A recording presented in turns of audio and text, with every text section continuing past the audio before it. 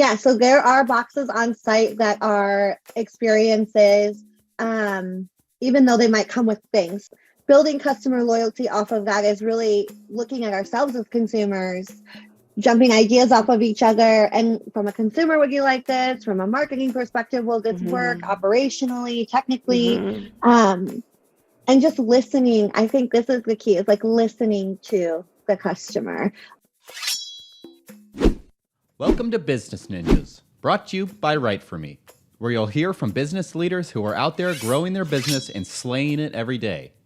Learn from the masters. Let's get started.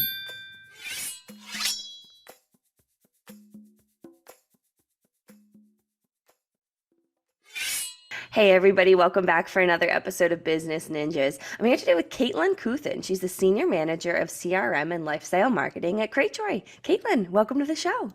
Hi, thank you for having me. Yeah, excited to have you. So Caitlin, why don't you start and tell me a little bit about yourself? Yeah, so I have been in corporate retail my entire career. I've worked for DSW, Justice, VS, all in loyalty and customer marketing. So I was brought over to Cratejoy to help them with their CRM program. So I'm excited about that. That's so interesting. So why don't you tell me a little bit more about Cratejoy? So we are basically, we think, like the Etsy for subscription boxes. So you've probably seen us on BuzzFeed. Esquire is another one that features our boxes a lot. Excuse me, but we have a lot of different vendors. A box for really anything. When I said I was going to Cratejoy, one of my old vendors was like, "Oh my God, I buy for my dad every year, a plant in a box." So whatever it is, there's definitely a box for that. There's a whole Harry Styles box actually that I just saw. So that's really interesting. So kind of breaking it down for me, it's a subscription service where you can get a box of kind of anything for a one box a month. Like talk to me a little bit about more about it.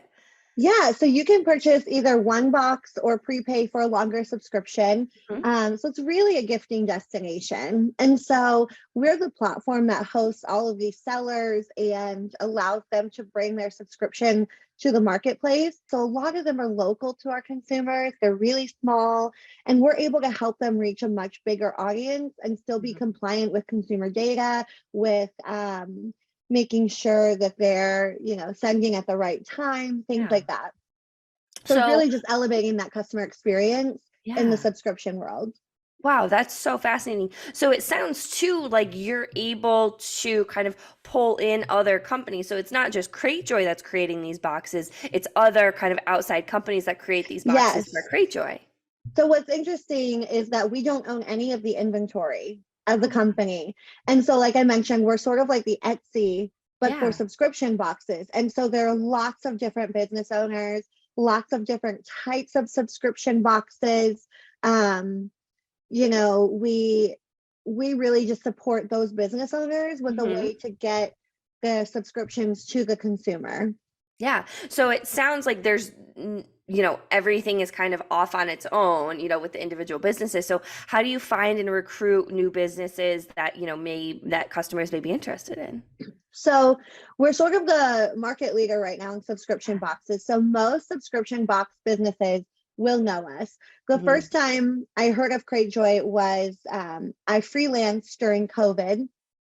And one of my clients is a subscription box owner. And so together as a pair, we were like, should we do this? Like, what's the investment level? From a business perspective, because business owners do pay to be on the marketplace.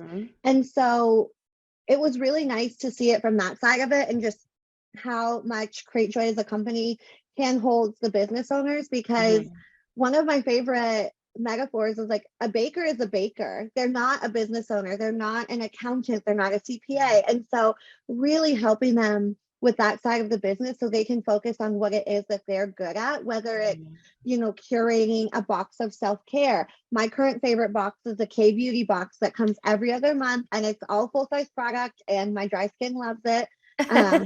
Sarah box is like one of our big ones. And so just helping them focus on like, what are we going to put in to make the, consumer really happy, particularly in the age of minimalism. like people don't want a lot of clutter or things that they don't want. And allowing them to really manage that, but helping them from a strategic perspective of like what they should be putting in, and then how to manage the business side of that, particularly the business side from a legal perspective.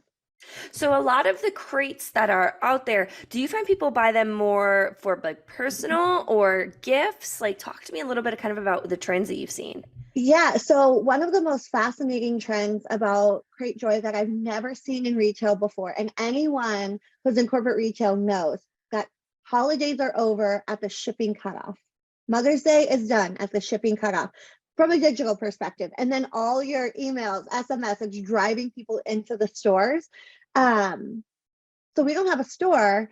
And what's interesting for us is that our biggest days are Mother's Day, Father's Day, Christmas Eve, Christmas, because it is a last minute gifting destination. And one of the things that I've really focused on, with our design team is like, we are known for that. It's last minute. You buy it, you give it to them, and they'll get it, a month post because of the way that the box is shipped.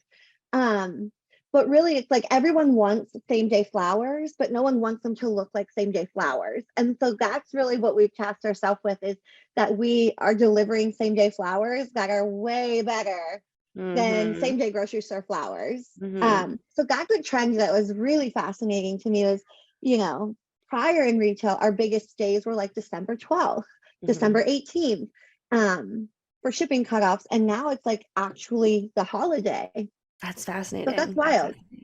So, because it sounds to me like, I'm not saying I've ever been a last minute shopper, but if I had been, Cratejoy gives you the opportunity to have that layer of personalization. Like, hey, because how many different boxes does Cratejoy have? Oh my gosh. Even as like the CRM manager, I don't know the number of boxes, but we have hundreds of vendors. Yeah. So I imagine too, it's so easy for you to just be like, find something that will be special to that one person, that it's thoughtful. You went through and you found it, but it looks like you might have put a lot more thought into, like you said, you don't have to worry so much about those shipping dates that cuts it off. You can, get your uncle so-and-so or your aunt so-and-so something like the day of Christmas, like, oh, hey, look, here it's coming. Like, can't wait for it. Yeah, exactly. And so one of the things that we say a lot is we've got a box for that. And so, like I said, there's a whole curated box quarterly of Harry Styles stuff. And so like as women in our 30s, the team was kind of joking, and I was like, listen though, I know some babysitters like 19, 20 that would go crazy for something like that. So let's not, it's a niche area. Yeah, right. It's a niche area. It's a niche area, but there are people out there that will buy it, I bet. Yes. That's really interesting. That's funny. Yeah. So how do you continue to kind of grow in your role to stay on top of the industry with Cratejoy? One of the things I love the most about my job, and really just my whole career in CRM, is being so close to pop culture, to trends in politics and consumer behavior. We hear a lot about political things that are happening that are just like very loud. But then from a marketing perspective, there are a lot of things going on that aren't as widely known, in particular, all of the privacy laws that are being enacted. We had a big one in California. There's a big one for subscriptions in Vermont. And really, as a marketer who believes that people own their own data, right? Like I 100% believe that. I also think that there are implications that consumers are not going to like. And so, yes, we want them to own all of their data, but when you deny access to a company that you want to shop with, you lose a level of personalization there. And so it's fascinating to me to try to figure out how to still respect what I personally and professionally believe in, while still delivering the best customer experience that there is. And so for me, it's just making sure that I'm up to date on laws that are being passed, up to date on the way that things are changing, really monitoring consumer behavior. I think in the next 5 years, we'll see this big shift from like right now, we're so digital. And I think there's going to be this weird shift back. And it's interesting because even Amazon is coming out with storefronts now. And I think people are like, that's crazy. Why would you do that? But I do think generationally, as Gen Z shifts into buying power, their trends will shift back in stores. That's fascinating. That's fascinating. And it sounds like, obviously Cratejoy is taking this into consideration and kind of looking at the products and servings that you offer. It's not only just boxes of gifts, it's experiences too, right? Yeah. Yeah. So there are boxes on site that are experiences, even though they might come with things. So there's, one that I really have enjoyed is a box of food from Italy quarterly, and it's one of our pricier boxes. Yeah. But you get pasta, sauces, just candies. I'm trying to think of what else they had in there, like olives, and that's a whole experience to make dinner with what was sent to you, and something that you could cook with things from your own grocery store, but it's so not the same. No. There are murder mystery boxes, escape room boxes,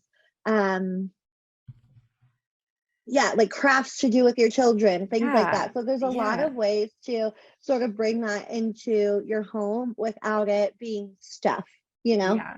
No, absolutely. So as in your role, you talked about kind of analyzing data and being aware of that. So how do you continue to manage, the customer journey and loyalty with Cratejoy, it being an industry leader? That's a really great question. And I think what's interesting about our team is that we all have a background in marketing. We're a pretty lean team, but I think that makes us really efficient together. And one of the things I love the most is we're all remote. So this is the first time I've had a fully remote job and a fully remote team. And so we really make sure that we're, texting, we're talking, we're collaborating. And even if I don't think I need to run an idea by anyone, I will, just to say, what are your thoughts? I don't need approval, but it is nice to have that conversation and to get someone else's perspective. And so collaboration, I think, is key. Yeah, no, absolutely. And I think that's a huge piece of any great successful team, is having those open lines of communication. Certainly, I mean, in your past experience in retail and taking it into here, communication really is key. Yeah, for sure. And so building customer loyalty off of that is really looking at ourselves as consumers, jumping ideas off of each other. And from a consumer, would you like this? From a marketing perspective, will this work operationally, technically? And just listening. I think this is the key, is like listening to the customer. A lot of times you get a lot of data on people and you're like, well, this is what we've always done and this is what works. So we're going to keep doing that. But literally hearing what they're saying and being like, okay, well, from our KPI perspective, it performed well, but they really didn't like it. They're not feeling it. So being able to shift gears that way too. Yeah. And kind of what would you say one of those examples of a KPI would be for you? So from a CRM perspective, we'll take revenue for an email, and like maybe that email did a lot of revenue, but the unsubscribe rate was triple what it normally is. Is that worth it? Yeah. And sometimes it might be, and sometimes it's not. And that's sort of the fun part of marketing, is the art with the science, Yeah. Kind of put it together. Right. And when you're talking about these customers, do you see trends and kind of buying personas of who is engaging with Cratejoy, who's buying the most from Cratejoy? We do, but I think more so we look at it from a gifting and a personal purchase perspective. Okay. But one thing that's really cool to me is our like witchier boxes. So like tarot cards, crystals, like apothecary. Those are top performers. And I think it's a really fun